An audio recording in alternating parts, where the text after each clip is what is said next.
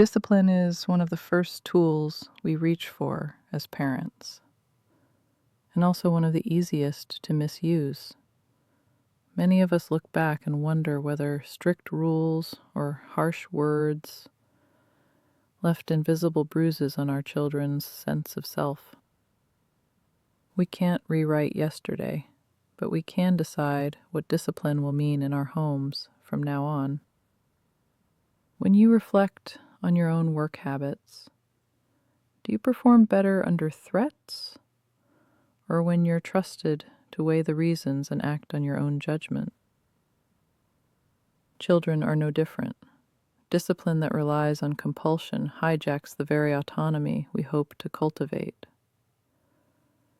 It cuts the lines of communication, chills affection, and disrupts our shared reality.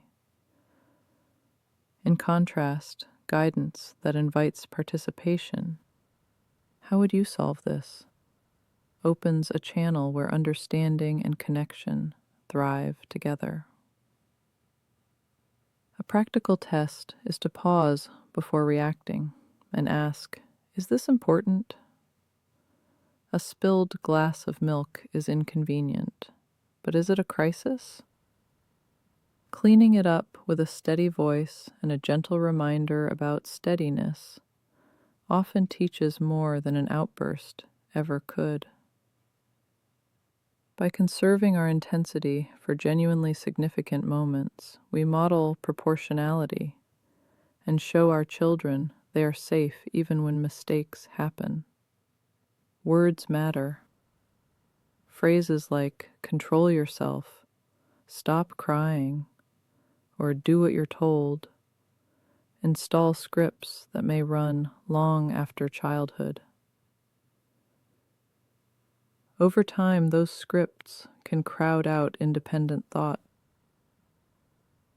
Better alternatives acknowledge feelings, provide information, and encourage choice. Take a breath. What's your next step? Or let's find a solution together. Our goal is to strengthen a child's internal decision maker, not replace it with ours. Discipline also includes the way we treat ourselves. Compulsion can come from within, just as surely as from authority figures. Discussing our own struggles openly, without dramatizing or minimizing, teaches that growth is a shared project, not a performance. Fear shrinks possibilities. Curiosity enlarges them. By choosing curiosity in the heat of the moment, we give both ourselves and our children room to practice true self-direction.